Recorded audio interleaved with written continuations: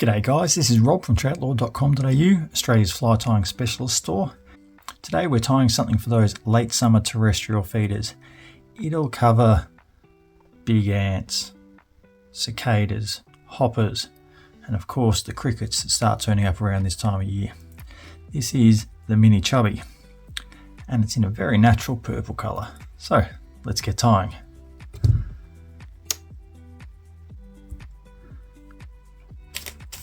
We are coming in with a Goulburn steel 8246 streamer hook, the Barbless model, in a size 12, and then some UTC 140 denier thread in black. We will start just behind the hook eye and make touching wraps down the body of the hook. Once we get nearish the bend, we'll trim that off and advance our thread back up to near the eye. For the underbody of this, we are using Chuck and Duck's electric seal dubbing in the fiery purple colour. So a little bit of our dubbing wax on the thread and a small pinch of that dubbing, and we'll just start working that into a nice fine noodle down the thread to wrap on. Remembering always twisting that dubbing in the same direction. Don't unwind it when you're trying to apply it to the thread. And we'll just start wrapping, getting a coating onto the hook shank. We don't need to be too careful about this. We're going to come back and put another layer on as we work back up, but we will put a little extra on here just to fill it out down to the hook bend. So just twist that on and then keep working our way down to where the bend starts, and then fill that in with the thread sitting just behind the hook point. Trim off that little bit sticking out. Now we can look at the body itself. For this we are using Upavon's Ludwig's double-decker foam in the black and purple, and with that we've taken a sheet. You can see it's purple on one side, black on the other. We're going to go purple down to match up with the dubbing, and we've cut a strip that is basically, as you can see there, the thickness of the gape of the hook. From that, we are then going to come in and just trim out the corners at the back and round that off slightly. Then we want it to be a little under 1.5 hook shanks in length. Trim that out, and again we'll just pop off the corners and round that off a little bit. There we go. So we have our nice foam body shape. Away go the big scissors. We come back in, and then we're going to set that so that it's just sticking out over the hook eye with a greater extension out the rear. Bring our thread to the back of the dubbing. Capture it with one loose wrap over the foam. Another slightly tighter wrap, bind that down. Now you can see if I pull on my thread, that wants to twist. So then we'll pop one thread wrap underneath onto the hook shank itself. Now that's not going anywhere. We can then position that how we want and come in with a little bit more of the dubbing to fill up the pinch point.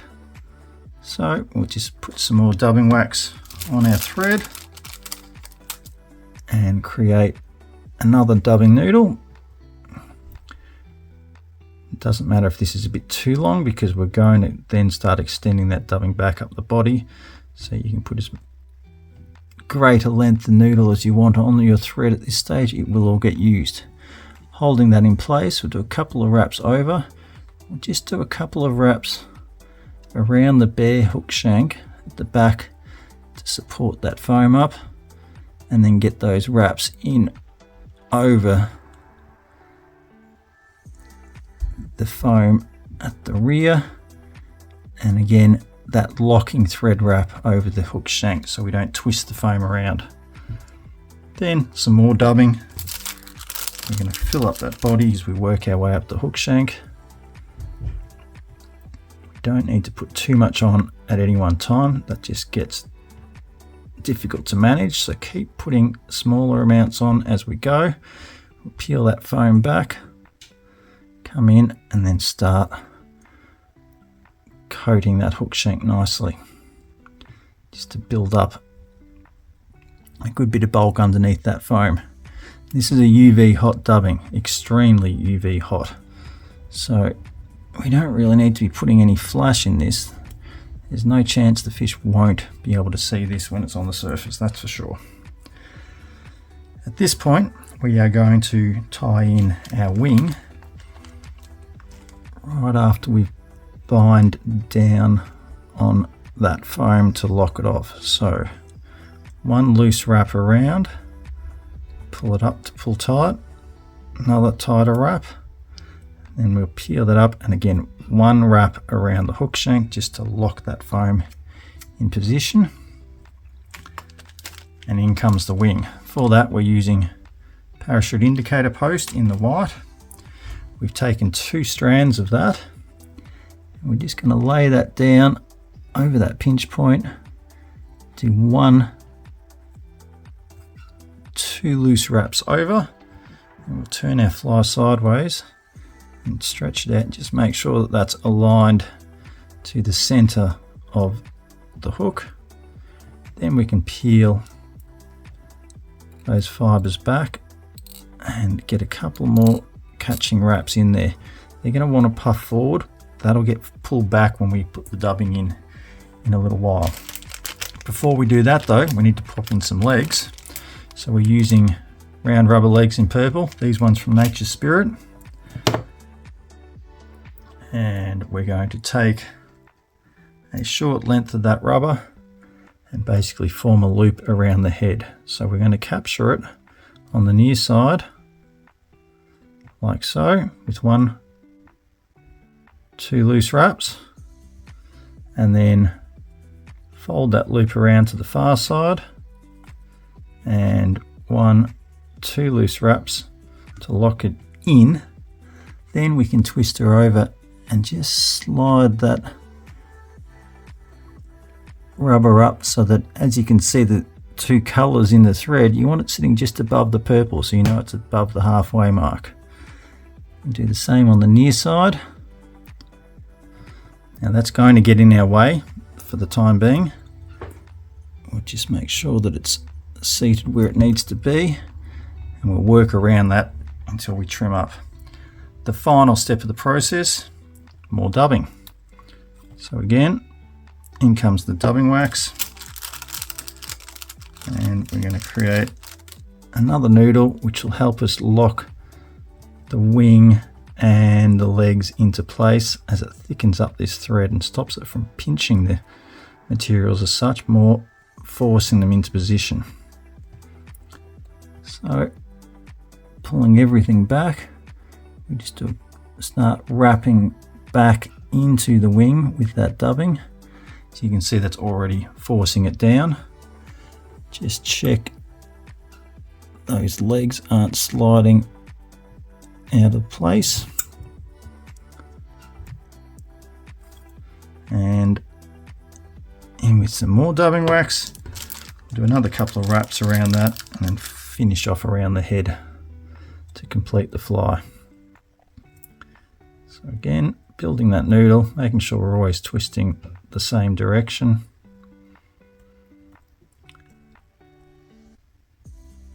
Bring those legs forward.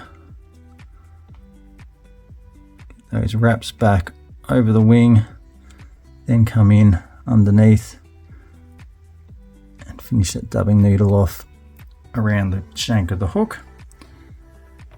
Then all we need to do is find our whip finisher and pop in a couple of 2 or 3 turn whip finishers around the hook eye, lock that off, trim out the thread, and of course it never hurts just to pop a little drop of head cement with our bodkin into the thread there, just to lock that off, so if any fish's teeth get into it, it's not going to come undone. Now it's a matter of cleaning this all up and making it look presentable. So firstly, just align that foam for the head, then align the legs. We'll take the end of the legs like so, trim them out, and we want to even them out so that they're the same length on either side, like so. And from the rear,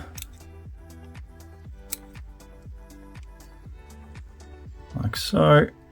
We're just going to trim those a little further in and then get them in position. Then for the wing, we want this to sit back to about the rear of the body. If we trim it, pull it tight and trim it, that's going to sit up. So we're actually going to go past the rear of the body like so. One clean, sharp snap. There you go. Coming underneath, we'll just trim out those errant fibres. Give it a little bit of a clean up, and then position those legs how we want them, and clean the wing back. And there you have it, the Mini Chubby. It's a rather unnatural looking fly, but it's got a lot going for it as far as what the fish are looking for. The underside, we get that X shape on the legs and the great UV hot purple and pink body underneath. Top side, we have that bright wing that any of us can see from a mile away and will cast quite a shadow across the water. It's a great option for a dry dropper rig. Obviously you can hang a very heavy nymph off of that and it's going to stay buoyant, or you can just fish it by itself. It's going to catch fish when they're looking up and smashing terrestrials. As usual, all the materials are available from the Troutlore fly tying store. There is a list of them down there in the description of this video. Thank you for watching. If you like the video, please give it a thumbs up, subscribe to the channel, tie a few of these, get out on the water. As always, happy tying.